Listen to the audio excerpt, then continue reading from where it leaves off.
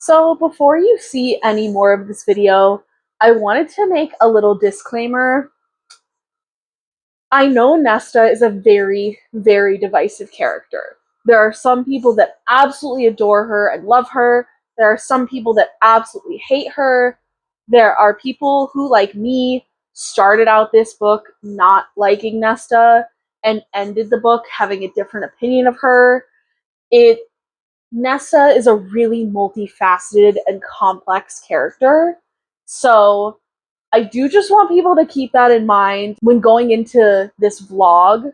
You are going to see me be very critical of Nesta. You are going to see me disagree with her. You are going to see me dislike her at some points.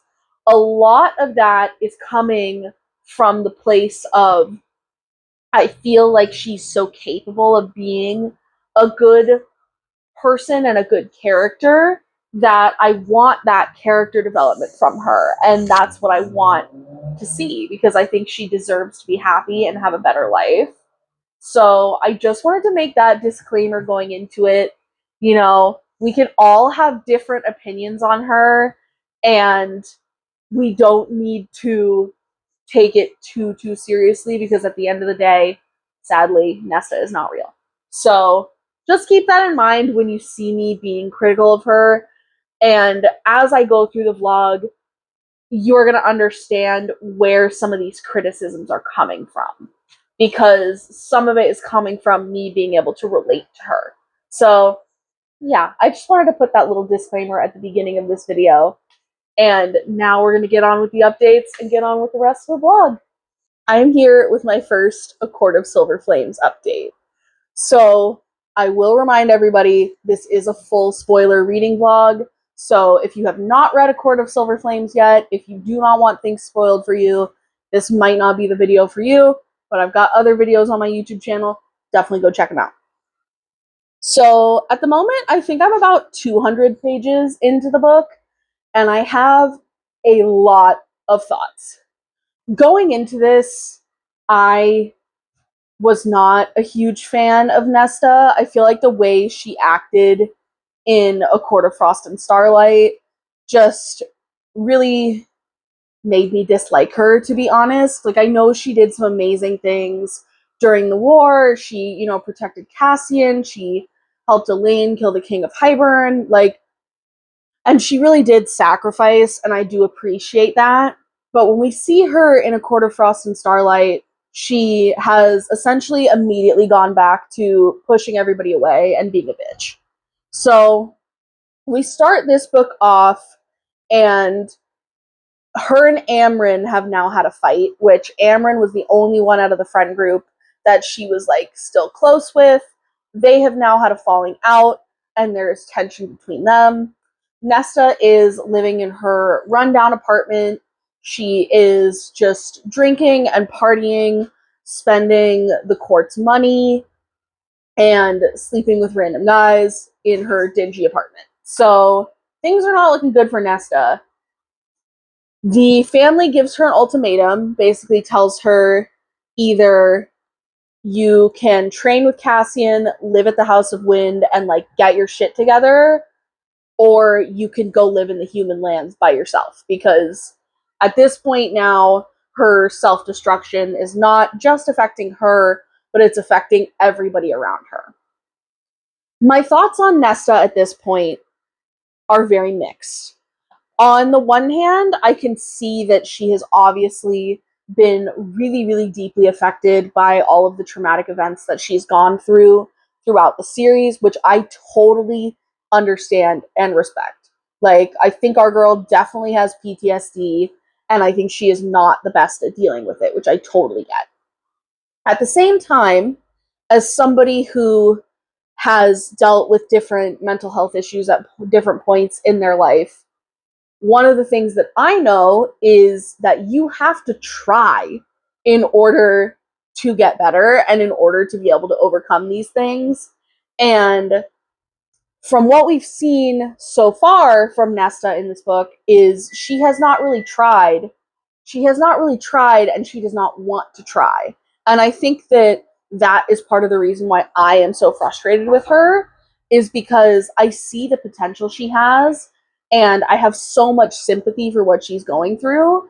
But when she's just pushing everybody away, being a total bitch, and not willing to put in the effort to try to get better, that is really, really frustrating to me. I will say now where we are in the book, she has trained with Cassian a few times. She has met Gwen in the library, and I think she's enjoying her work there a little bit more, which I have really liked. I have a feeling that I am really going to like Gwen, and she has also met Emery at this point, and from seeing fan art, I did kind of know the spoiler that the three of them become like a little trio, their friend group. So I am really looking forward to seeing how that plays out. So I am super excited to see how Nesta forms her own friend group. I will say one of the other things that's been frustrating me about Nesta is her blaming everything on Feyre. Like, we see her talking about the family and how she's like frustrated and upset that Feyre calls the Night Court her family. But from Feyre's point of view, the way that her family treated her throughout the other books and throughout the events before the books, her family treated her like shit. So no wonder she went and found her own family. And I feel like Nesta being frustrated by that just, to me, seems like her being unwilling to put herself in her sister's shoes. On the flip side of that, from what we've seen in this book, Nesta really does like deeply, deeply hate herself. I can tell she really, really deeply dislikes herself. And again, that's another thing that I really feel for her, but at the same time, that is also something that you have to work to change. You have to work with your inner self in order to overcome that and in order to be able to, support and love yourself. And I feel like obviously the ultimatum they give her, they're trying to push her to do that, which I think is really good, but she has not done that so far. I can't find the specific quote, but at one point in the book, Nesta says there was nothing to bind them together anymore, talking about her and Feyre.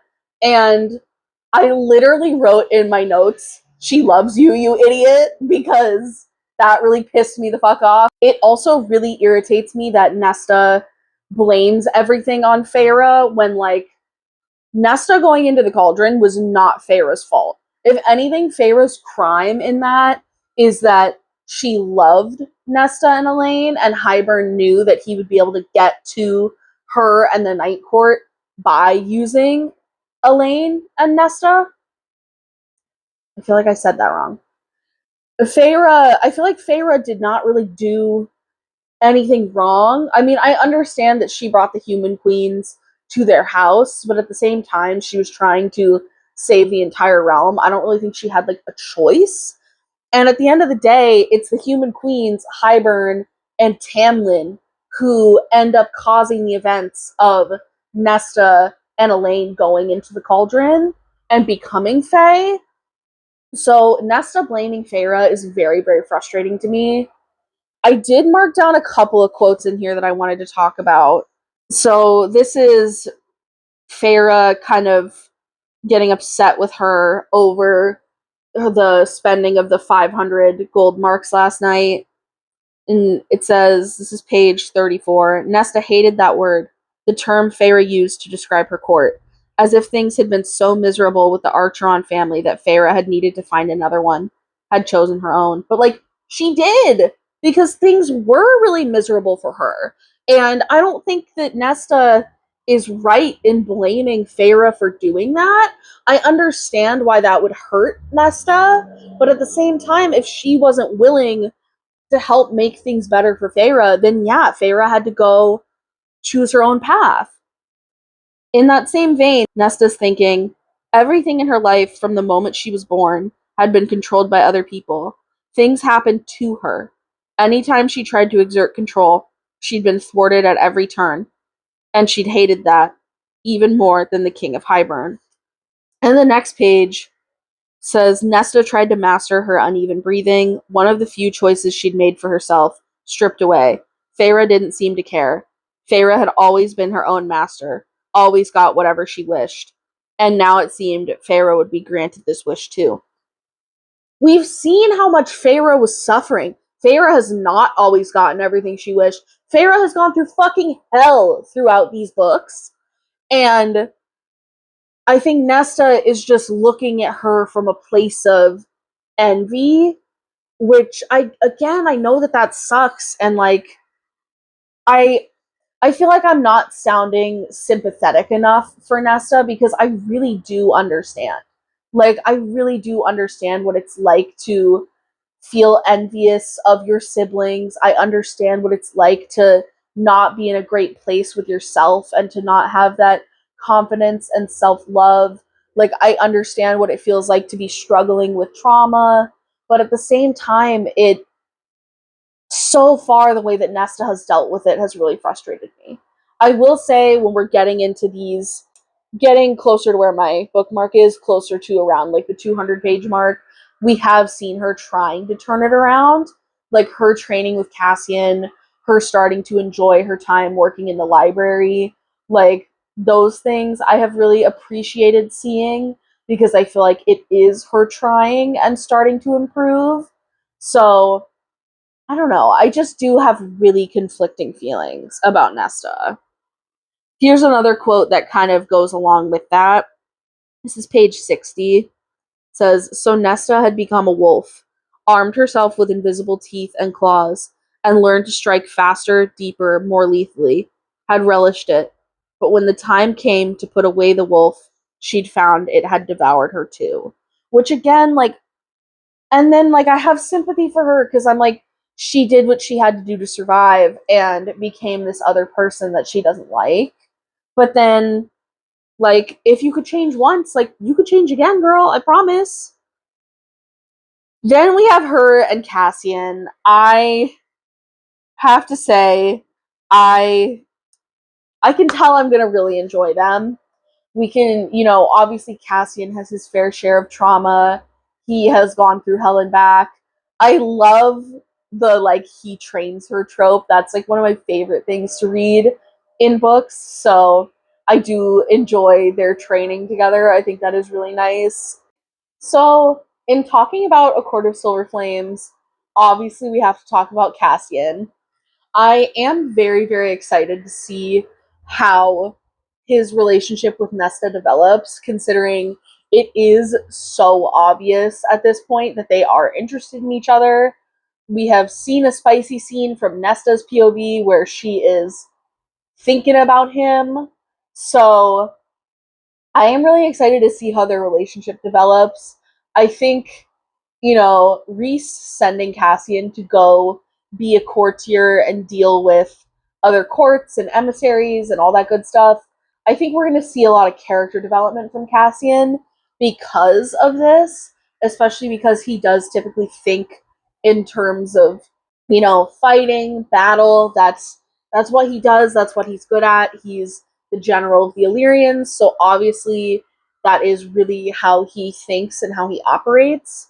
And I think Rhys sending him to be a courtier is really going to help him round himself out, I guess. Also, not saying this in a way that I don't like Cassian, because I really do like Cassian.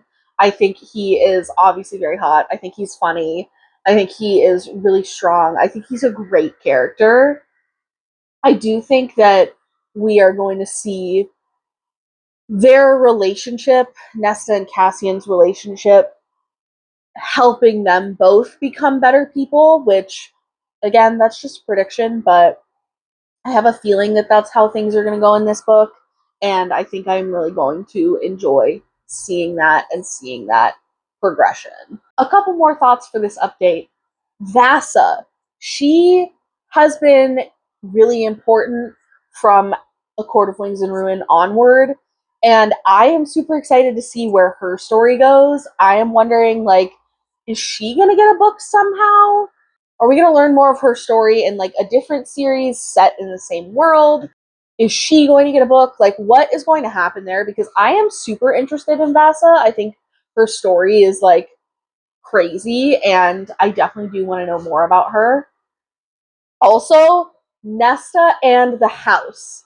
So we know the house is enchanted, and there are things that the house does just on its own to like make things more convenient for its inhabitants. At some point in here, Cassian is thinking to himself, he's like, I need to ask Reese if the house is sentient because Nesta's been talking to the house.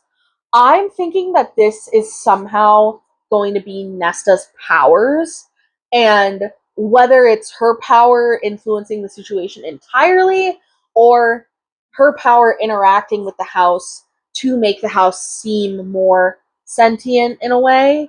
I am really curious to see what's going to happen with that. I, in general, am very, very interested in Nesta's power and the kind of arc we're going to see her go on in discovering and using her power. Because also, one of the things that happens at the beginning of this book is Nesta saying that, not only is she, going out drinking, sleeping with these men, doing all this destructive stuff to, quiet her mind and like get away from the PTSD and the trauma, but she is also doing it to try to quell the feelings of her power trying to rise up in her.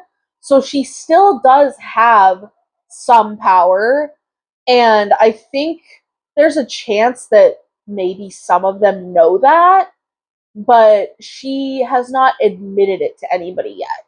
So I am really interested to see where that goes as well. I have a feeling that that is probably going to be a pretty central theme in this story. Nesta, training, learning to harness her power, all that good stuff.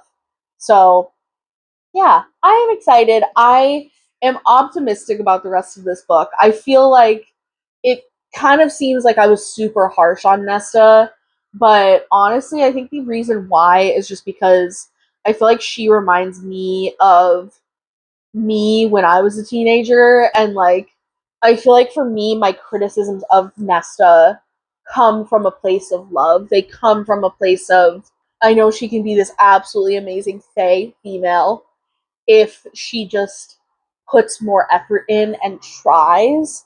So I'm really looking forward to seeing her character arc and her character development and seeing how she grows and changes throughout the story. I am also really looking forward to seeing her and Cassian's relationship develop because I do really love both of them. So I think they're going to be great together. That's it for this update. Hopefully, I will have another one for you soon. Stay tuned. Back with another A Court of Silver Flames update. I have so much to say. I have had a really busy week, so I haven't been able to read this as much as or as quickly as I was reading the other books in the series. I actually started the series when I was 6, so I was able to like fly through book 1 and 2. So slowly making my way through. I think I'm at about the 300 page mark, 335. I'm at chapter 31. I have so much to say. So I am loving Cassian. I'd loved him in the other books, so I knew I was going to really enjoy seeing a different and deeper side of him in this book. But I am really, really loving him. At one point, I wrote in my notes, like, he's just a funny, slutty little man, and, like, I love him for that. But, yeah, really enjoying seeing Cassian and his POV in here. I am liking that a lot. So, going off of my notes, I was like, oh my god, they hooked up for the first time. Now, where I'm at in the book, they have hooked up several times. I think 3 times, maybe? Yes, 3. So I am enjoying that we're getting to see that from their relationship and getting to see their relationship progress. One of the other big things that I wrote that's just kind of an observation about this book and like the series overall, this book feels so much spicier than the other books in the series. And I'm a reader who really enjoys reading spice. So that's not necessarily like, I'm not saying it as like a bad thing. I'm just saying it more as like something that I noticed, because I know that, in the previous books we have, like in the first book we have like two kind of explicit spicy scenes with Tamlin, and then in the other three books we have, some explicit spicy scenes between Feyre and Rhysand.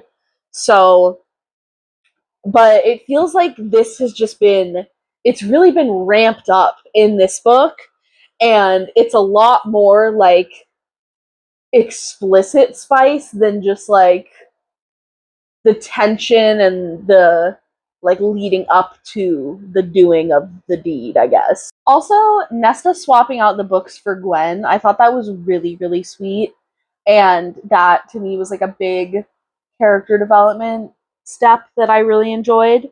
I do have a couple quotes from closer to around page 200 than where I'm at now. We have one, it's from Cassian. What they learned was that we love each other as true brothers, and there was nothing we wouldn't do, no one we wouldn't kill to reach each other, to save each other. We killed our way across the mountain and made it through the breaking, the worst of Ramiel's 3 routes to the top, and we won the damn thing. We touched the stone in the same moment, the same breath, and entered the Corinthian tier of warriors. I love them. Like, their love, I'm losing it. Like, the found family in this series, I'm never going to shut up about it. The found family is what sets this series apart and is what makes it so amazing, in my opinion, and you simply cannot change my mind about that. Next quote we have from page 195, and this is Nesta. It's, how could she explain the tangle between her and her sister? The self-loathing that threatened to consume her every time she looked at her sister's face. And then again, we go back to Nesta. We're like, she does hate herself so, so much. And it makes me feel so fucking bad for her. And then I literally wrote in my notes that it's like 1 step forward, 2 steps back. Like, every time I felt like we've seen character growth and we've seen her start to overcome, something else happens and she gets bitchy again. I will say, now with where I'm at in the book, being closer to the middle, I think we're starting to see some real character development from her, and I am super excited about that. I actually wrote that in my notes last night. I was like, oh my god, giggling, kicking my feet, because we are finally seeing the real character development and the real character growth that I have wanted to see from Nesta. So I am enjoying that. I will say, earlier on, I was like, in my notes, I was like, is Feyre going to be pregnant? And is that what is partially going to like help her and Nesta come back together? And I was right about that. I knew it. So, that being part of this story is really interesting. It's a really interesting, like, secondary plot line of, the Fae pregnancies being really rare, and Feyre and Rhysand are going to have this child that the whole family is going to love and adore. There was a really, really sweet quote in here that I'm going to try to find that was talking about how baby hasn't even come into this world and it's already so loved. Like, that really fucked me up. I thought that was like really, really beautiful.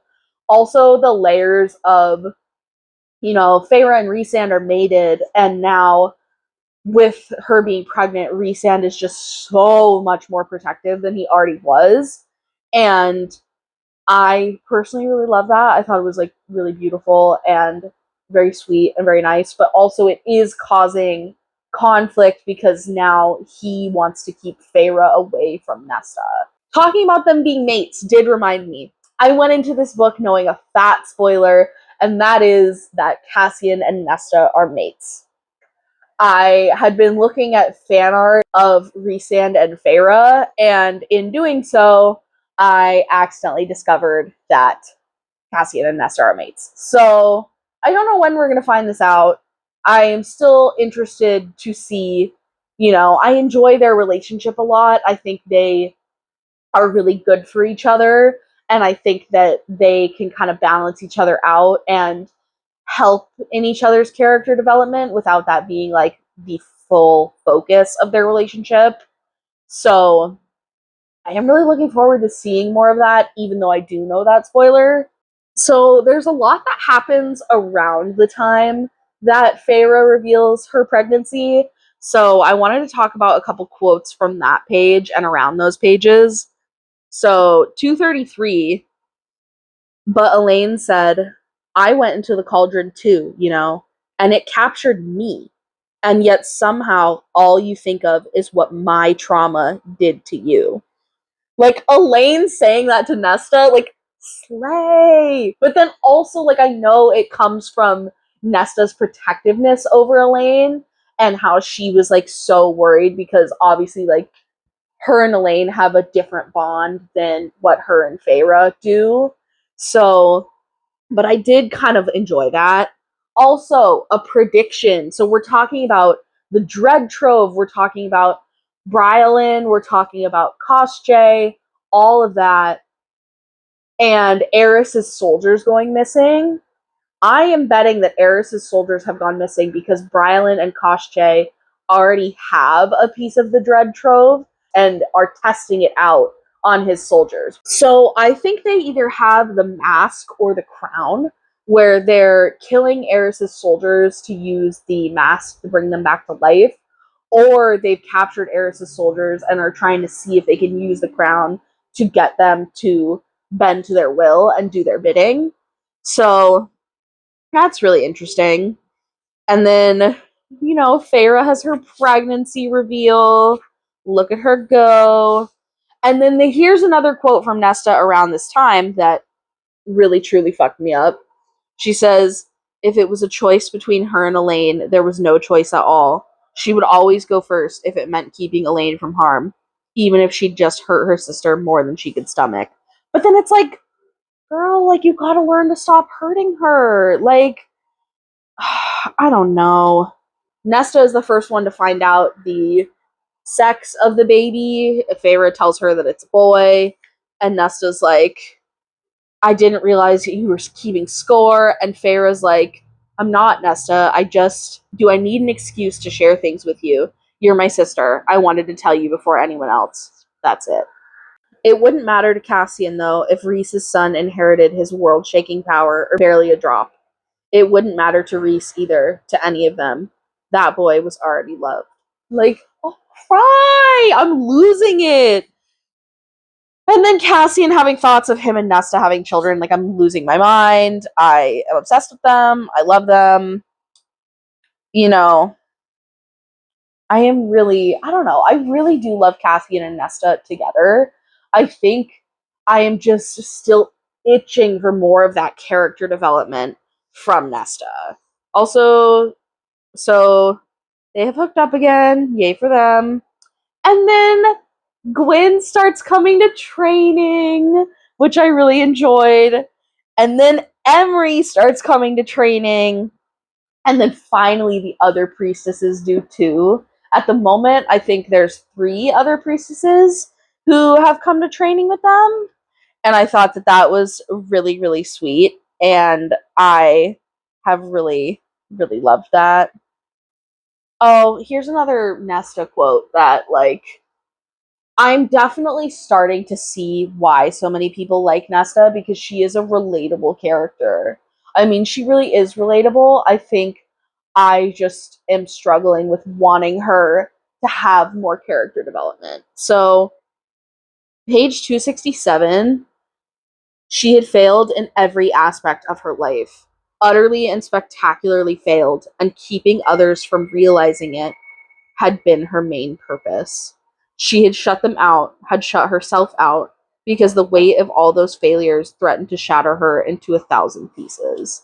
Like, I feel so bad for Nesta, but at the same time, then I'm like, and then also, like, with the failure thing, like, did she really fail though? Like, I feel like she has kind of slayed up until this point. Like, when it has really counted and when they've really needed her, like, she has come through. Like, she found the cauldron, she saved Cassian during the battle with Hybern. Like, she's done a lot of great stuff. So I just I don't know. I have a lot of feelings, as you can probably tell. All right, so a couple more things before the end of this update.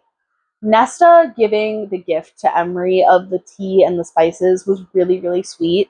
And that was something that made me feel a lot of hope for Nesta, and that, like, she will be able to make this group of friends and she will be able to have her own life and will be able to enjoy it, which I do think that she deserves after, all of the awful stuff that her and her sisters have been through.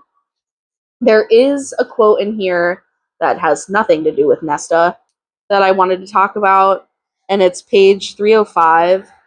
Rhysand might be an arrogant, vain bastard, but he was honorable. He fought like hell to protect innocence. Her dislike of him had nothing to do with what he proved so many times. He was a fair, just ruler who put his people before himself. I love Rhysand. Oh, he might be my favorite male character in these books. I don't know. I feel like there's a chance that Asriel could come in and become the favorite. I don't know. I like Cassian a lot. I think that I really like his humor, and I do really enjoy him. I just think I like Rhysand more. So, all right. Another quote about Nesta and her failure, or her perceived failures.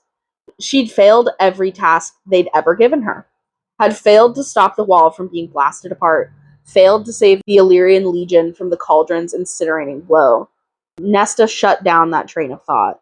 Like, as she should! As she should, and as she should learn to. Because I feel like, genuinely, like, she has tried so hard and she's done so many good things. And then again, page 320, she'd failed and failed and failed, and there was no end to it. No end. And then her having the nightmare, that was really scary. Rhys confirming that her power is, in fact, just death. Pure death. That's her power. And she has, like, the silver flames, but they're, like, cold. Like, crazy. And then Rhysand and Cassian being able to, like, wake her from the dream and make sure that she was okay. And then her waking up and Cassian's still there. Yay! I really do. I really do love them. So, I don't know. I'm excited to see where this book goes next. I know currently where I'm at, they're talking about the baby being Illyrian, the baby having wings, and them being, like, concerned for Feyre with, like, the baby's birth and all that shit. So, that's kind of where we're at. But I am just very excited. I like where we're at now. I'm still waiting for a little bit more of that character development from Nesta. I'm still waiting to see how Nesta and Cassian's relationship develops. I am really excited even knowing the spoiler that they are mates. I am really excited to see how that comes about and, how it's revealed, who finds out first. So, yeah, I don't know. I'm enjoying this. I'm looking forward to continuing. And that's it for this update, I think. I will see you in the next one, hopefully sooner rather than later. I finished A Court of Silver Flames. I'm doing great. No real update this time because it's the middle of the night, but I finished it. I'm crying so much. But I will have a lot of thoughts for my actual update. Guys, I have finished A Court of Silver Flames. I have literally pages of notes on my phone, probably like 7 or 8 pages total, talking about all of my feelings about this book. I have not gotten to make as many updates throughout the reading process because I have been so busy. This book took me the longest out of any of the ACOTAR books to read, and part of that was because I'm pretty sure it is the longest next to A Court of Wings and Ruin, but also I have just been so freaking busy this week, and I haven't really had the time to sit down and film. So you may see me jumping around a little bit, but we are going to get through all of my thoughts because I really, really enjoyed this book, and I do have so much to say. Right off the bat, thinking of where we left off, we see Nesta defending Gwen against Meryl, and I literally wrote in my notes, this is the Nesta we've wanted to see. This is the character development that I'm looking for. I really, really appreciated that. I have some quotes from right around where I last left off in my previous update that I wanted to talk about. Page 306, Cassian says, I'm pissed off that you can't seem to believe even one good thing about her. That you refuse to fucking believe one good thing about her. Was it necessary to bait her like that? And that's when Reese and Nesta get pissed off at each other, and this is Cassian speaking to Reese. And then I also wanted to talk about how Nesta decides that she's going to try the scrying, and then on page 319 she says, I don't need anyone to say it, I know it, and I might fear the scrying, but I fear being a cowardly hypocrite even more. Also, the training. I love that we got Gwen and Emery coming to training with Nesta, and then we get the priestesses. How over time, several of the other priestesses come and join them in the training. I also really love the theme in this book of keep reaching out your hand, how Cassian keeps reaching out his hand to Nesta, and then as Nesta is starting to, develop and heal within herself, she is reaching her hand out to these priestesses, and that is part of her continued character development and how we see her change and grow and improve. So I really, really loved that about this book. The entire scene where they're going to Urid, where they're going to the bog of Urid, and it's fucking scary as hell.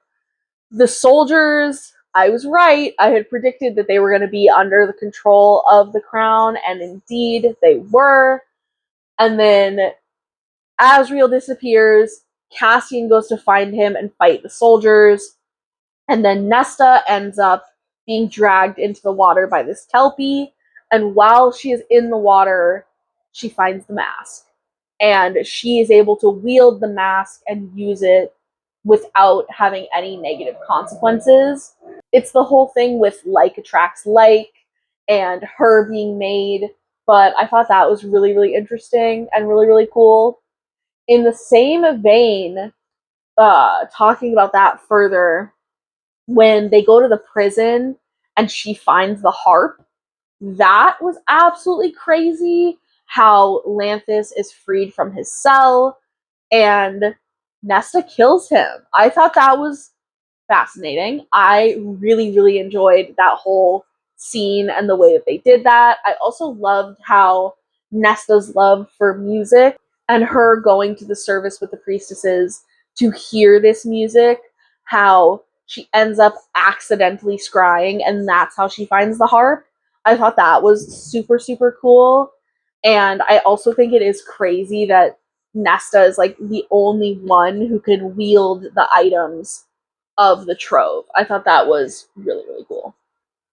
Another thing talking about Nesta being made, so how she makes the weapons.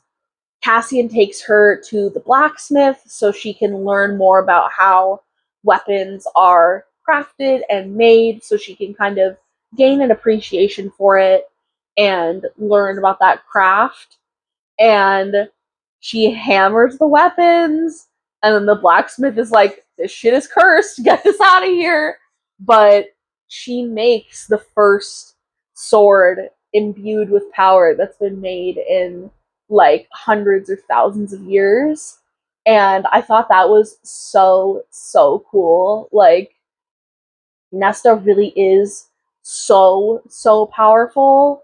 And I think that also kind of connects to some of the themes of this book. Like, she feels powerless and she feels like she's a failure, even though she has this great, terrible power within her and she can quite literally create and destroy, but she still feels powerless against her own mind. And it is really interesting to see how that develops throughout this whole book. Back to her killing Lanthus, the scene where he is showing her the vision of the two of them together and how they could essentially rule the world using the items as the trove, and how Nesta ends up being like, no, bitch, like, that's not what I want. And then also the fact that she kills him when he was thought before to be unable to be killed. I thought that was really, really fascinating and a nice touch that was added into this book. Going back a little bit, throughout this book, one of the secondary plot lines is Feyre being pregnant. Her and Rhysand are going to have a baby, and part of that plot line includes that the baby is Illyrian, and they are worried that Feyre is not going to be able to bear the child without dying. So there's this quote on page 336 where it says, Feyre is going to die. Her words were a whisper. For a heartbeat, every bit of spite, of anger, of bitterness faded away. Pure, clear panic replaced it. That, like, and it just shows, like, Nesta does love her sister. She really does love Feyre, and we obviously know that she loves Elaine, but you know, she really does love Feyre so much, and she just doesn't really know how to show it, doesn't really know how to, like, reconcile with her and, you know, have a better relationship with her. Next one, page 340, says he had come to save her from her nightmare, had stayed with her while she slept, had guarded and fought for her. He would let no harm come to her now. About Nesta and Cassian, I will say reading about them throughout the book before they were together was so good and yet like so physically painful for me because I just wanted them to be together so fucking bad. Like, I did go into this book knowing the spoiler that they are mates. I did go into this knowing that. And obviously, I feel like you can tell the setup, even in the previous books, the setup that Nesta and Cassian are going to be together. So I really love their relationship. I think they balance each other very beautifully, balance each other out very beautifully. I think that they're really, really good for each other. They complement each other really, really well. So that was really such a treat to read about. I said this earlier in the video, but this book is so much spicier than the other books in the ACOTAR series. Personally, for me, that was something that I enjoyed because I do enjoy reading books with a lot of spice, but it was just crazy, like the difference in the levels of spice between the other books and this one. So Urid happens. There's a quote from another quote from Urid that I wanted to talk about. It's page 357. She could do nothing against 24 soldiers, against a single soldier, if she was being honest, but she couldn't endure sitting in a tree like a coward, not knowing if he lived. And she had magic, had no idea how to use it, but she had that at least. Maybe it would help. A couple more quotes from Urid. We have, if he continued to make much more noise, other things would come looking. But he had to find her, or else he'd crumple up and die. He'd Cassian, like when he doesn't know where she is and he's freaking out. The scene where Nesta is coming out of the water of Urid, I really want to try to paint that. I'm not the best at painting water, but I want to try. And then page 385, when her and Cassian are hooking up after Urid, he says, then I'll take whatever you'll offer me. And I'll take you however you wish me to. It's so good. I really, really do fucking love them together. Like, Oh my god. And then also there is a quote on page 390. Her fingers dug in again, her very blood and bones crying out for more of him, but he refused to move. Like, I feel like there is a lot of seeds of foreshadowing about, the fact that they're mates and the fact that they are going to be together in that way.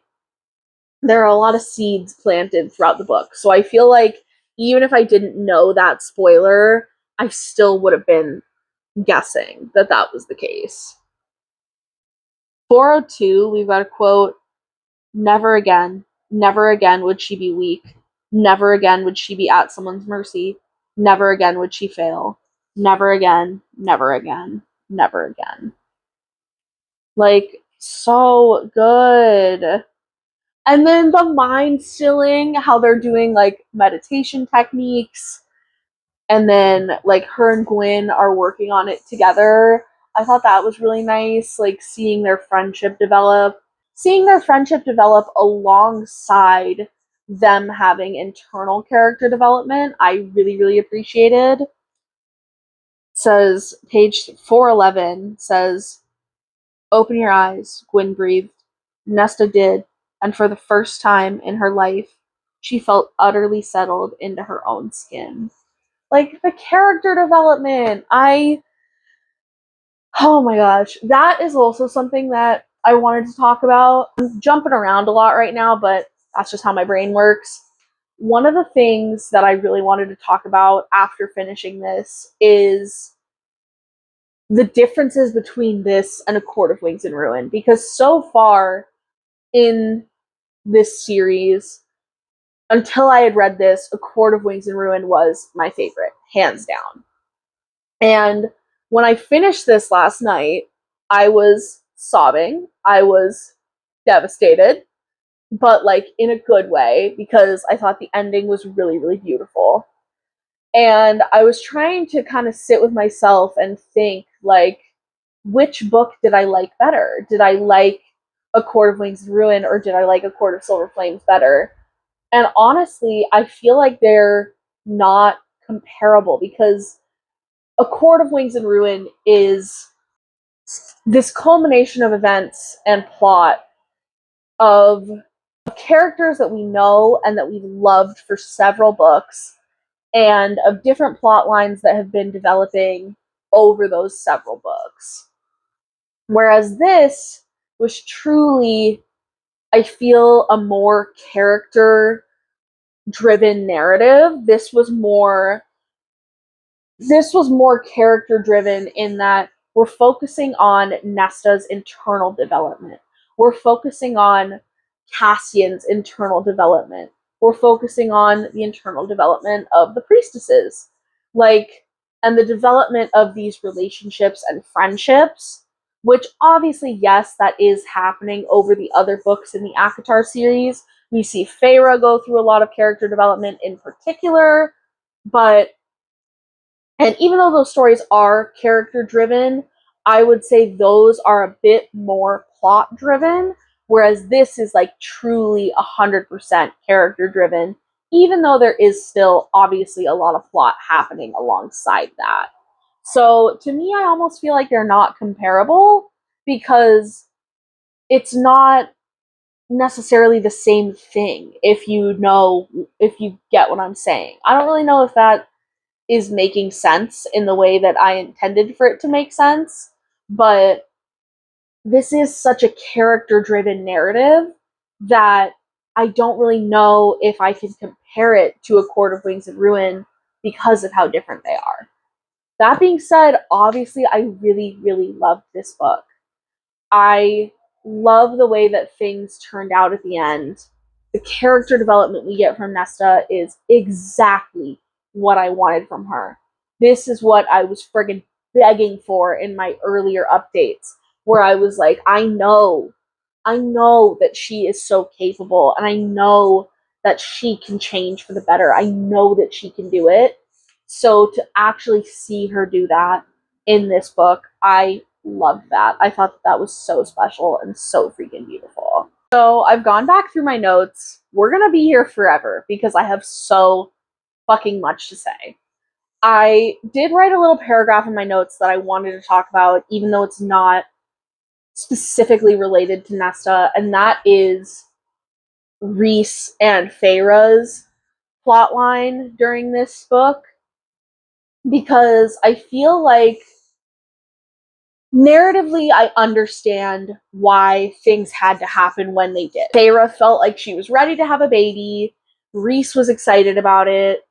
And obviously, with the ending of this book, Feyre has to have that baby in order for the true extent of Nesta's character development to be seen by the rest of us and to be fully realized. However, I think there is a part of me that's kind of like, I'm happy for Rhys and Feyre, but I also am a little sad that I feel like they didn't really get like time to just enjoy each other before starting a family, which maybe that does just reflect my own views about children in particular, because like I love kids, but I don't know if I want to become a mother ever. So maybe that is just reflective of my own feelings. At the same time, like I said, I totally understand narratively why it was done, because it provides this perfect backdrop for Nesta and Feyre's relationship to change and kind of be repaired. So I do really understand why that was done. But I was a little conflicted about it, even though I am really happy for them.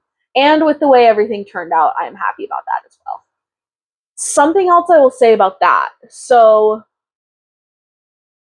I again went into this with knowing spoilers. I had looked up fan art after finishing A Court of Wings and Ruin, specifically because I was trying to see if I could find art prints that I could buy, because I really want to start a bookish gallery wall of like my own bookish art, but also art by other awesome artists. So I had started looking up fan art to see if I could find any prints that I liked in order to buy, and I saw fucking fan art of Nyx. I saw fan art of Nyx and Feyre and Rhysand like all together.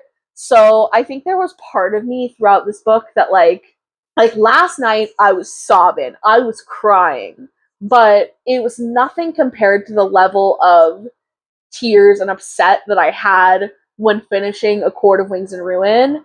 And I think that was because I went into A Court of Wings and Ruin not knowing who would live or die. I knew that Rhysand was going to be okay because this is romantasy, and that does entail having a happy or hopeful ending, especially with regards to the two main characters. So I knew that Rhysand was going to be okay, but with Amren and with like the battle and all of that happening, I did not know who was going to live or die. So at the end of A Court of Wings and Ruin, I was fucking devastated.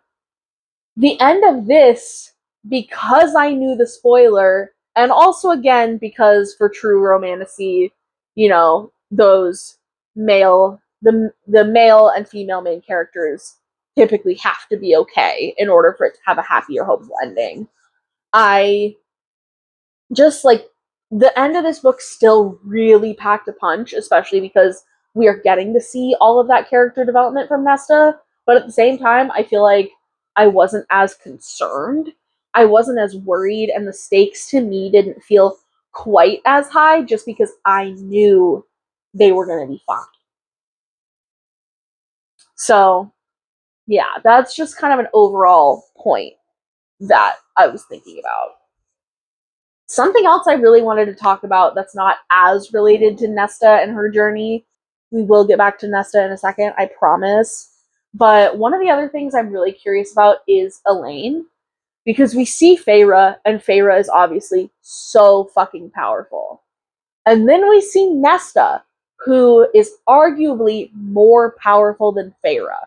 Like, Nesta is the most powerful being that we've encountered in these books. And I don't really know if that's debatable. Like, she is one of, if not the most powerful being we've encountered in the ACOTAR series. And that makes me so, so curious about Elaine. Is she going to have some great and terrible power too? Is her power going to lie elsewhere? What is that going to look like? Elaine is another character that going into the next books, I'm super, super curious to see what happens with her. Now we are getting back to Nesta and Cassian and back to the actual plot. I have many more quotes that I want to go over, so we are going to start with that. Everybody talks about the hands on the headboard quote. Loved that. But what about the page in front of that? Page 438. But there was only her, only this female in his arms, and the only name he could remember was hers. Nesta and Cassian, I love them so much. I really, really do love them so much together. And then Amren talking about how maybe this is the Cauldron wanting Rhysand to be High King, with how they've located objects of the trove, and now Nesta has made this magical sword where magic swords haven't existed or have been lost to history, haven't existed in like thousands of years. And how maybe this is the Cauldron wanting Rhysand to be High King. And Rhys is kind of like not having it. Rhys is like, he literally says on page 450, Rhys said tightly, I don't wish to be High King. I only wish to be here with my mate and my people. So they're arguing about that. And then Amren says, then explain to me why, after thousands of years, objects that once crowned and aided the old Fae have returned. The last time a High King ruled Prythian, it was with a magic sword in his hand. Look at that great sword before you, Rhysand, and tell me that is not a sign from the Cauldron itself. And then there's some crazy ass foreshadowing on the next page, which is, but know that the Cauldron's benevolence will be extended to you only for so long, before it is offered to another. What is that gonna mean? Oh, and then the foreshadowing on the next page. Okay. So page 455, and they're in the spring court. Cassian's having his allergies, which is just like really funny. Like, same dude. But Nesta's thinking, and she says, but Elaine, the spring court had been made for someone like her. Which is, I think that's going to be foreshadowing. I absolutely think that's going to be foreshadowing. I have a couple of different theories. Honestly, I think I might make a completely separate video with all of my predictions regarding the ACOTAR series, because I feel like there are so many more possible pairings and possible plot points for future books. So I am going to talk about that more, I think, in a separate video, but I do think that that quote, but Elaine, the spring court had been made for someone like her, I think that is going to end up being relevant. Then they're talking with Eris, and it's Nesta, Eris, and Cassian. And there's a quote, page 458. Did Cassian have any idea of the things he left vulnerable for people like Eris to strike at? He lived too honestly, too boldly to notice or care. She couldn't help but admire it. Like, oh yes. And then that is so Cassian, that he's just open and honest and bold, and he is just diving into things. He dives into things head first, and he lives and he puts it all out on the table, and I really do appreciate and like that about Cassian. And then another quote from Nesta where she is still really, really struggling with the internalized self-hatred. Her youngest sister had been taken by this male because Nesta herself hadn't been able to face him. Tamlin had even looked at her and asked if she'd go in Feyre's place, and she said no because she was a hateful, horrible coward. She would not be a coward now.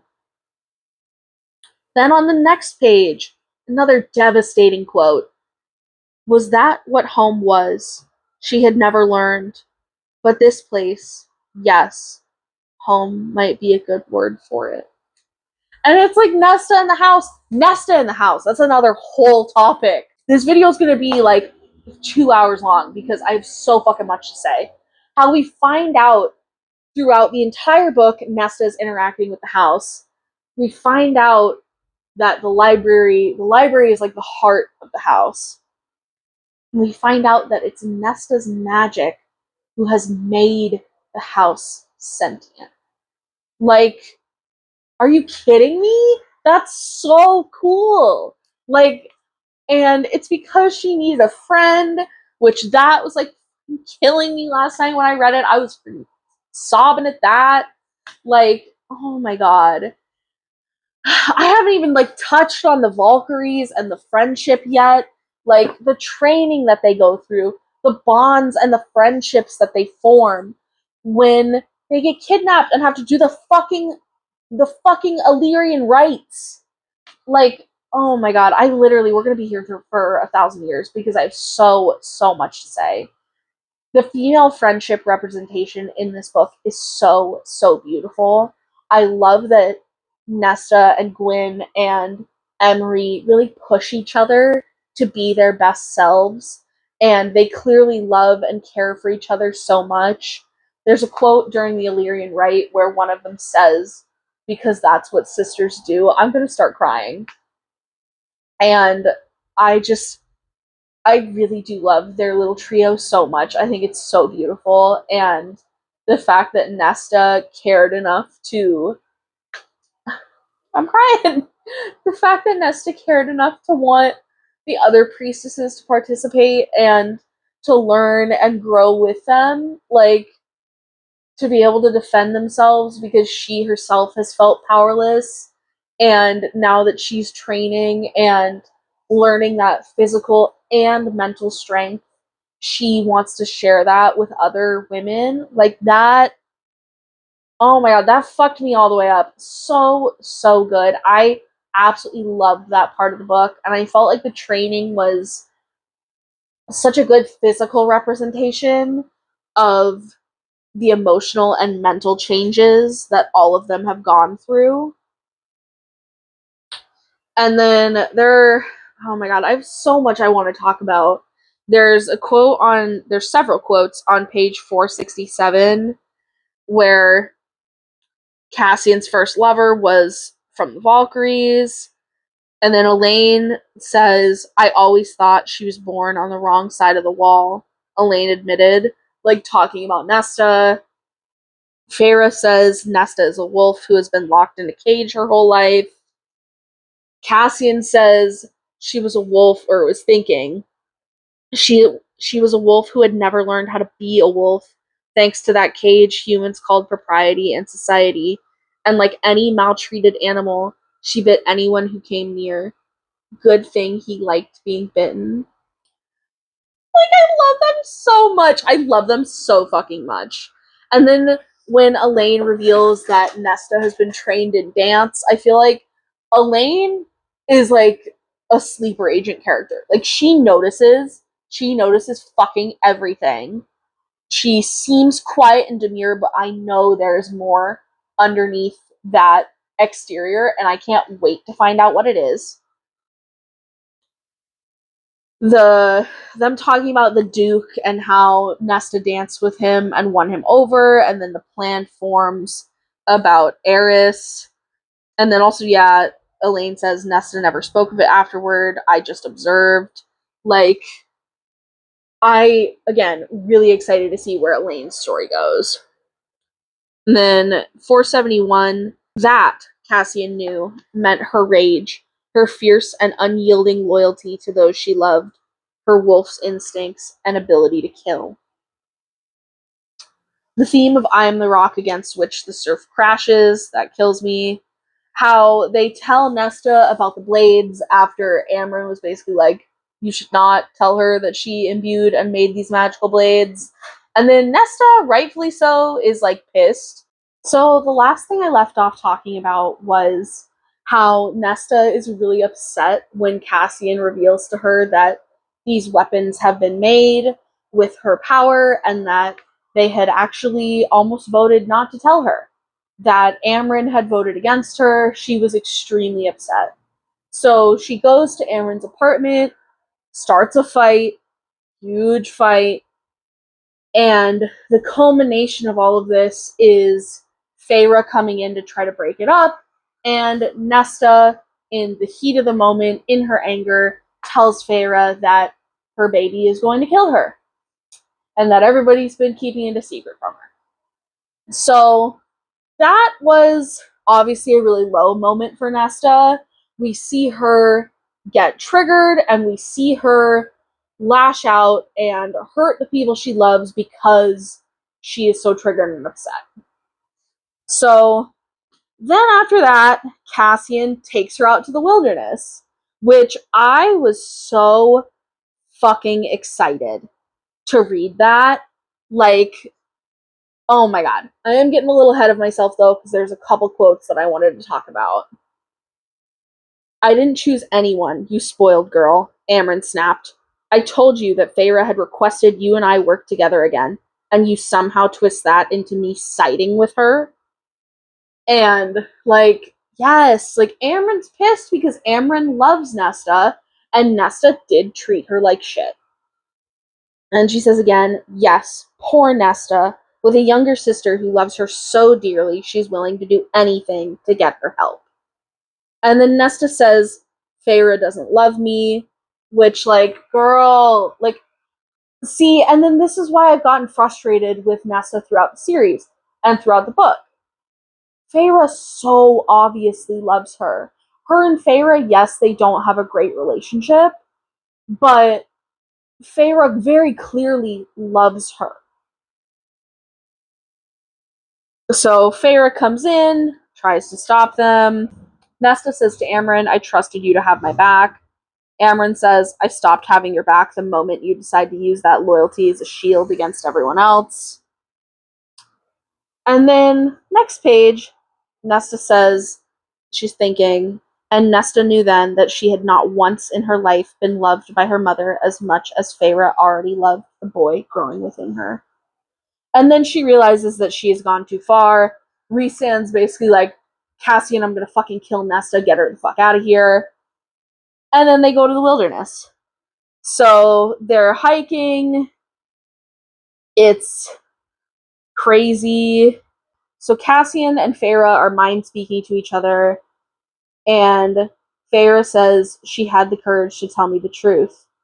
Cassian says she told you the truth to hurt you, perhaps, but she was the only one who said anything.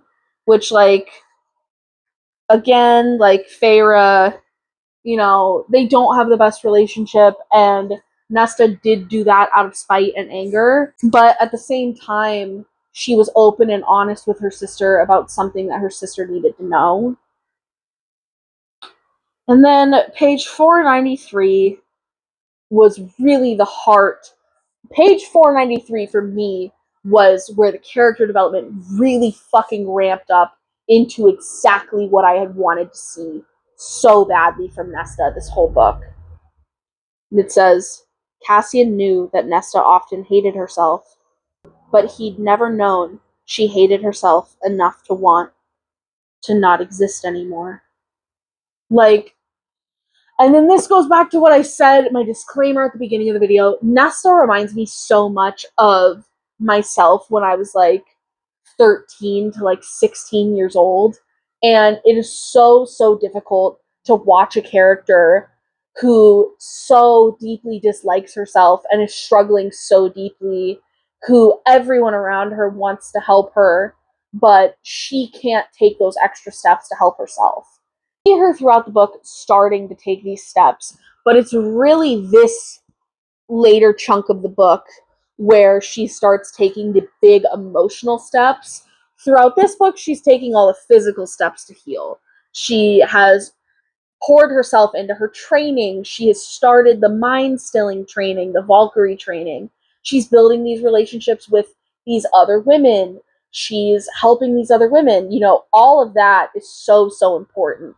But I feel like it's really here, you know, after page 493, that she's really now doing the internal work and facing those ugly parts of herself that she does not like. But back to my original point is, you know, it was really, really hard for me to read this book and seeing somebody that I so deeply relate to in the past. Like, I see my 13, 14, 15, 16-year-old self in Nesta.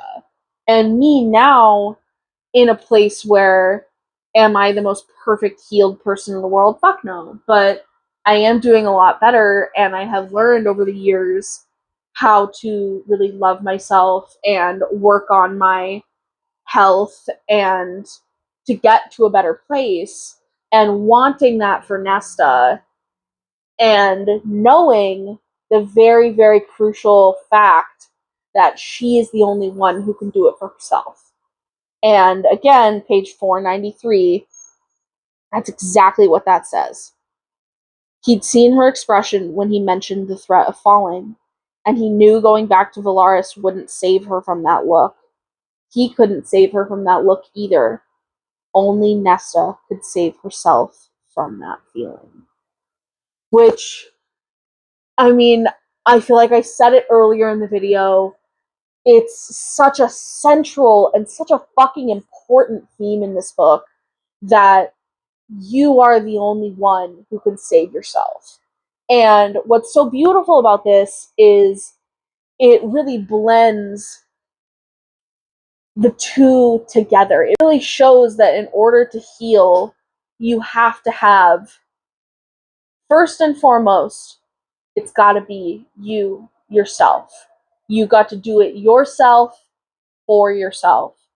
But also how crucial it is in that process to also have your friends and your family have your back, and to have external people and external activities that can help you, which is what we see throughout this book. Nesta undergoing the Valkyrie training, the mind stilling, her working in the library with the priestesses, her working so hard to get the priestesses to join the training, her relationships, especially her close friendships with Gwyn and Emery, and obviously her relationship with Cassian. And all of this together is how we get to the point at the end of the book where Nesta has really started to heal and is becoming this beautiful, amazing Fae. I'm back with what I'm hoping is my final A Court of Silver Flames update.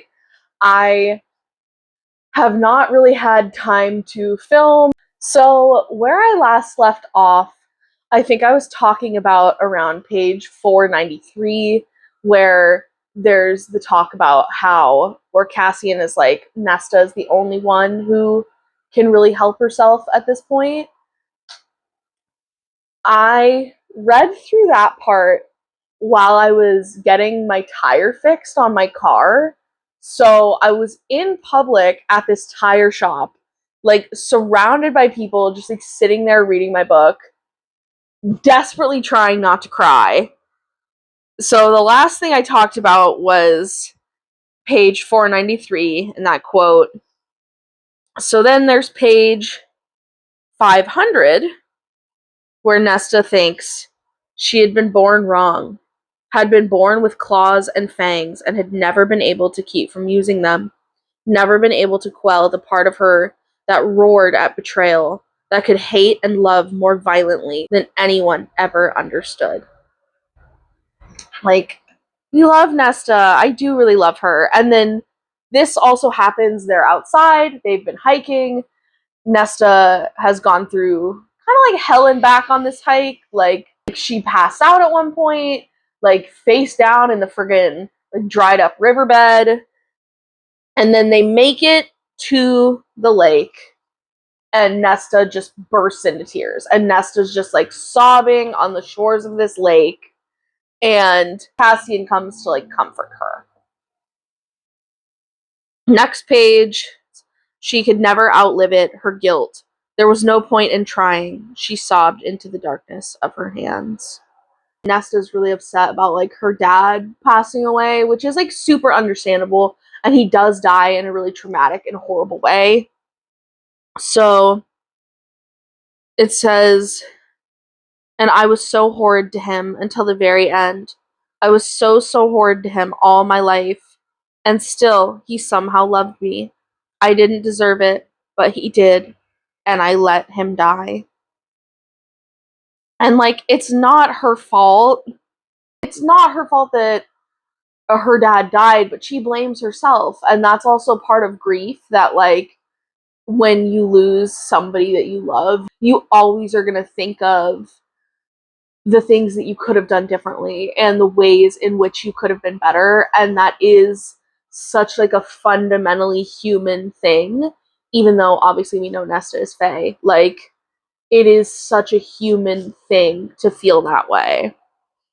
And page 504, she says, I should have found a way to save us before then, save Elaine and Pharaoh when we were poor, but I was so angry, and I wanted him to try to fight for us, but he didn't, and I would have let us all starve to prove what a wretch he was.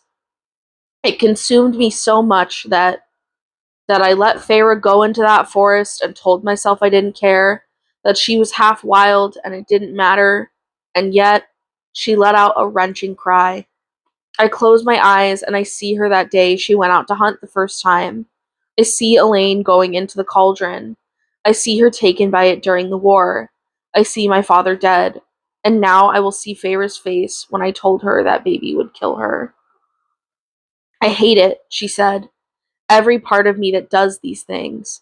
And yet I can't stop it. I can't let down that barrier, because to let it fall, to let it everything in, this is what would happen. This shrieking, weeping mess she'd become. I can't bear to be in my head. I can't bear to hear and see everything over and over. That is all I hear. The snapping of his neck, his last words to me, that he loved me. She whispered, I didn't deserve that love. I deserve nothing. And then how Cassian tells her about how he killed all of the people in that Illyrian village except for, like, the women and children who caused his mother's death. And then on the next page, he says a quote that I think was really, really beautiful. Hey, Peanut. Look it, we have a friend. Hi, baby. When Cassian says, I'm going to tell you that you will get through it, that you will face all of this and you will get through it, that these tears are good, Nesta. These tears mean you care. I am going to tell you that it is not too late, not for any of it, which is such a beautiful sentiment. And I can't tell you when or how, but it will get better. What you feel, this guilt and pain and self-loathing, you will get through it, but only if you are willing to fight. Only if you are willing to face it and embrace it and walk through it to emerge on the other side of it.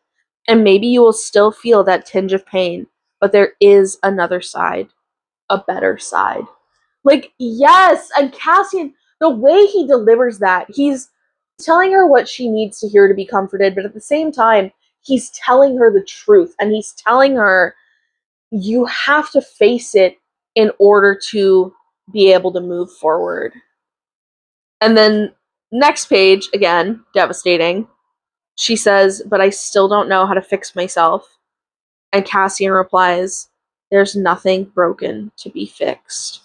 Like, yes, and then they're on the lake. They start training. That was just such a fucking beautiful moment. I loved that moment. It filled me with so much joy. It was beautiful. And then we're on to part 3. Her and Cassian spent the week out by the lake. And then there's the ribbon. And then Nesta goes to the service with Gwen. She hears the music. She has the accidental scrying. I kind of already talked about that. And then they go to the prison. She has the sword. She kills Lanthus, which, again, we have already talked about that in... I kind of went out of order. I feel like my brain I was jumping around. Here's some foreshadowing that I wanted to talk about that I don't think I talked about before when we were talking about the prison and Lanthus. Page 548. says a fourth object lay on the altar, veiled in shadow, but she couldn't make out more than a gleam of age-worn bone. So, like, what does that mean? Like, is there a fourth object in the trove that we don't know about? Is Nesta somehow going to make another object? I'm really, really interested to see where that goes. Chapter 55, Nesta apologizes to Feyre. Feyre says she forgives her. Thought that was really beautiful. Next thing I wanted to talk about, Mor is gone for most of this book. We're hearing of Mor. We know that she's like off on the continent doing diplomatic relations and the like, but we don't really hear anything from her, and she's not a very prevalent character in this book. However, page 571, Emery, Gwyn, and Nesta are in the library, and this is from Emery's point of view. She sighed, nodding toward Mor. I always forget how beautiful she is. She never comes to Windhaven these days. Nesta could have sworn pink stole over Emery's brown cheeks. Are we getting Emery and Mor in a future book? That would literally, I literally wrote in my notes, I am praying to the Sapphic goddesses, like, please, please give us Emery and Mor. I would be so excited. So, I'm guessing that in this series, I'm guessing there's going to be at least 2 more books. I am hoping that one of them is going to be Emery and Mor, and that another is going to be Asriel's book. I think we have to get Asriel. Whether we get 2 or 3 more books, I think is going to be dependent on, are we going to have the Elriel pairing of Elaine and Asriel, or are we going to have the Gwynriel pairing of Gwyn and Asriel, and then we're going to get Elaine and Lucien in a separate book? So, I don't know, but I am like super excited to see that, but I really, really, really am hoping that Emery and Mor are going to get their own book, because I feel like that would be really beautiful, and I feel like both of them have, like, been through hell, and I feel like they both truly deserve to be happy and, like, be together. So, okay, relating to that, so it's solstice, they're all together, it's actually really beautiful. Nesta comes, and it's, like, a good show of character development from where they were last year in A Court of Frost and Starlight to where they are now. But there's a quote on page 580 that I think is probably going to be some crazy foreshadowing, which is, Elaine in black was ridiculous. Yes, she was beautiful, but the color of her long-sleeved, modest gown leached the brightness from her face. It wore her rather than the other way around. I feel like where saying the spring court was made for someone like Elaine, I really am feeling like Elaine is not going to end up with Asriel, and I feel like those quotes are good foreshadowing about that. So then we get to where Nesta is supposed to kind of seduce Eris by dancing with him, and there's a quote where Cassian says Nesta's mother had wanted a prince for her. Cassian now thought she'd undervalued her daughter. Only a king or an emperor would do for someone with that level of skill. And then Cassian being nervous, him asking her to dance, and then he's like all nervous. And then Mor having given him dance lessons. Like, I'm gonna cry just talking about it. That is so freaking beautiful. And then him finally revealing what her solstice gift was supposed to be last year, which was like one of the first books ever written. And then him getting her the Symphonia, getting her the music, and that how beautiful that was. And then they start fighting because she's like, I'm not with you, like, blah blah blah, and she's like, I can't accept this. And then she's saying like she doesn't deserve him. And then there's the line where he says there will be no one else for either of us. And thread after thread of pure golden light flowed into him, and he met it with his own. That was when I was like, okay, like, I already knew they were mates because of the spoiler, but that I was like, okay, yes, mating bond, that's that happening. They have a great time. It's very cute. They, like, actually snug and, like, sleep together, like, spending the night. not just smash. And then the little sleepover that they have with Nesta, Emery, and Gwen. I thought that was so freaking sweet, and I loved reading about that. I thought that was absolutely adorable. And then, okay, this was another big quote that I wanted to talk about. Page 619. A chosen family, like the one Feyre had found for herself.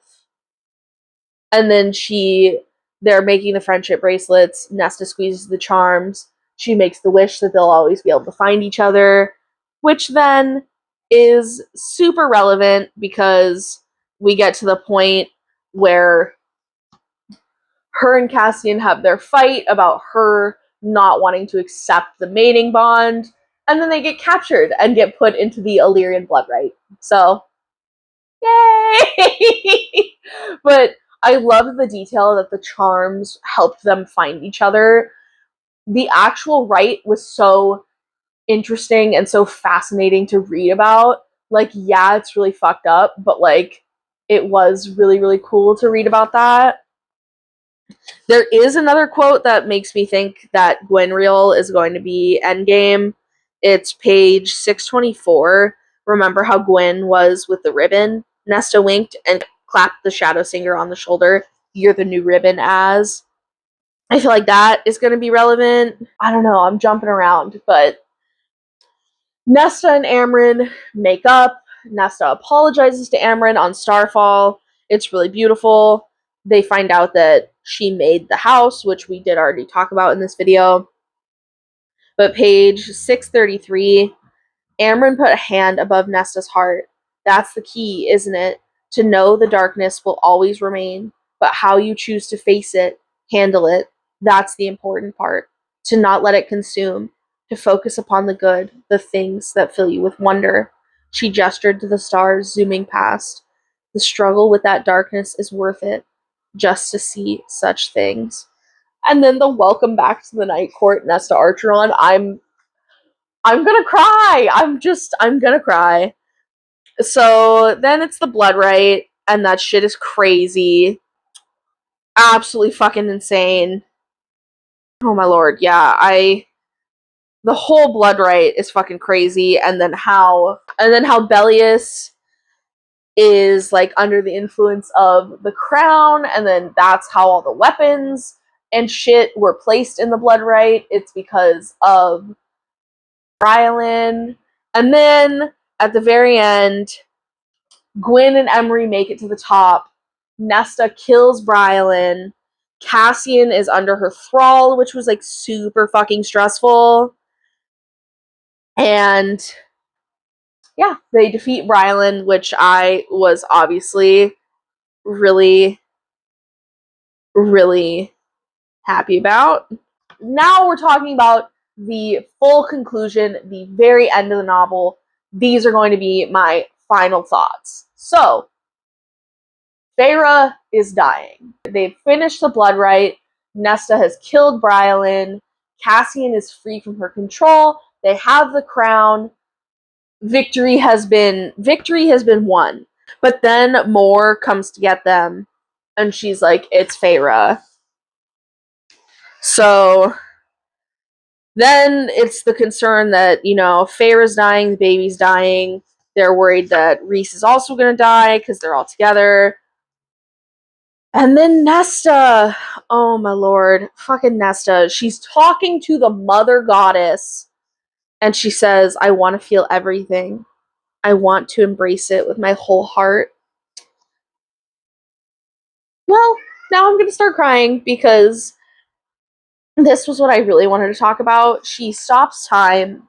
She is trying to save Feyre, and she says, I love you, Feyre. She had never said the words aloud to anyone. And I think that it was really, really important. I love Nesta and Cassian. Gotta make that disclaimer before I talk about this. I'm just blinking my tears away. I love Nesta and Cassian so much, but I think it was really important and really, really beautiful that Sarah J. Maas in this book chose to have Nesta say the words I love you out loud for the first time to her sister. I felt like that was a really beautiful narrative choice, but also like it really showed the full breadth and the full range of the character development that Nesta has had. I thought that that was so beautiful, and that was just such a fantastic narrative choice. And then her like whispering to the cauldron and the mother, if you show me how to heal her, you can have it back, like giving all of her power away. Oh, God, that was so beautiful. I do really think narratively it was super important that she said those words to her sister, to Feyre, as much as, you know, she does love Cassian and it is beautiful to see them together. I think that that was really important that she said it to Feyre first. And then Nesta couldn't wait to see the future that unfolded, all of it.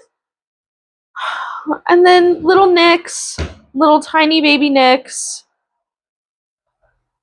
And then Nesta saying, then it says something else, someone else stopped the cauldron from taking all of it, and I made some changes of my own. And it's like the mother goddess, lets Nesta keep some of her power. And then she said, I adjusted myself to match what the cauldron did for Feyre for when the time is right. And then Cassian says, what do you want? And Nesta says, you. That was, oh my god, so friggin' beautiful. And then Rhys pays for Cassian and Nesta to have a really elaborate um, mating ceremony, which was so beautiful. And then Nesta says, but all that mattered, she realized, was the male who would be standing with her. Like, her and Cassian. And then Rhys gives the House of Wind to her, which was so beautiful. I just, oh my lord. This whole book was so good. Final thoughts. The whole book was fantastic. We're really going on a journey of self-discovery, character development. We're going on this really intense character arc for this woman who never wanted to be Fae, was so sharp-tongued, sharp teeth, just was unhappy as a human but also didn't want to be Fae.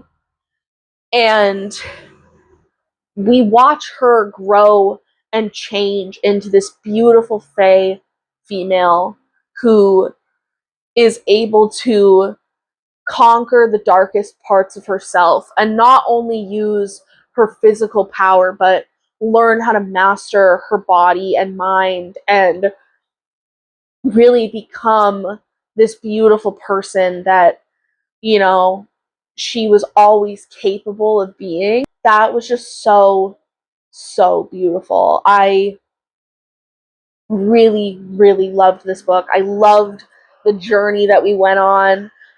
I also love that we're kind of building back up to the higher stakes in the series. Like, you know, that was kind of how the first three books went. The stakes got higher and higher through to A Court of Wings and Ruin. And then we have A Court of Frost and Starlight, which is, you know, a more chill book. We've got like some setup. We've got, you know, some respite from all of the bullshit happening. And then the stakes are getting higher here, but I think it's going to kind of build over the next however many books we're going to get until we reach that conclusion. I will give a couple of very brief thoughts. This series overall, every book except for the first one has been a 5-star, if not 6-star read for me. I think A Court of Mist and Fury was 5-star, A Court of Wings and Ruin was 6-star, Court of Frost and Starlight, 5-star, A Court of Silver Flames, 6-star. ACOTAR, to me, the first one was a solid, like, 4-star read. It was really good, but it did really feel like exposition to me. However, I still enjoyed it, and I understand that you have to read it in order to understand the rest of the books. This honestly has become one of my god tier series. Is it like the craziest, most unique, most profound thing in the world? know, but it is so, so beautiful. And the journey that we see these characters go on is absolutely amazing. It's so fantastic and gratifying to read and watch and see. And, you know, these stories are really character driven, but they're also plot driven. And this was just so entertaining while also having so many important themes about self love and healing and trauma and working to be your best self and working through those dark parts in order to find the light. And I think that for that reason alone, these books are so fantastic. Also, the found family in this series, the found family is one of my favorite found families I've ever read. I think it's so beautiful the way that all of these different personalities, all of these different fae come together. They've all had some form of absolutely horrific trauma that they've gone through, but they've built this familial bond within the night court, and all of them have come together to form this beautiful found family. And I think that that is truly what elevates and sets this series apart from a lot of other romantasy series. I think that's what makes it so fantastic. I cannot wait for book 6. Now me, like everybody else, going to be chomping at the bit for it. I know that Sarah J. Maas has started writing it. There have been some teasers posted. I know she's started drafting and writing book 6. So hopefully we'll get that in the next like year or so. I think that would be super awesome. I think that would be amazing. Really excited for book 6. I will also say I have the entirety of Crescent City that's been released. I have all 3 books, and I also have Throne of Glass. I do have a very specific TBR for February and will have one for March related to some other YouTube videos that I'm doing, so stay tuned for those. But I'm hoping that maybe around like mid-spring, summertime, I am planning to go on my Throne of Glass journey. I will probably be vlogging that experience in a similar manner to how I vlogged these. So definitely stay tuned for that if you're interested. I am really trying to be consistent with YouTube. I want to upload a video every week. So one video, hopefully every Monday, provided that that schedule continues to work for me. But yeah, I really love these books, and I'm super grateful to anybody who decided to go on this journey with me via watching on YouTube. I do appreciate it so much. YouTube has become my favorite platform to create for, but it is also my smallest platform out of all my social media. If you do want to see more from me, I do have a Bookstagram and also a book talk. I am Bookish Brat on all 3 platforms, so definitely go check out my stuff over there if you are interested. I do make very different content on both of those platforms. But yeah, that's kind of what we're going to see from me. I am also planning to make a full sit down video of my predictions for the next books in these series, because I think there is a lot of foreshadowing that kind of can lead us to where we're going to go with the future books. So yeah, thank you guys so much for watching. I hope that you enjoyed the video. I hope that I will see you in the next one. Bye!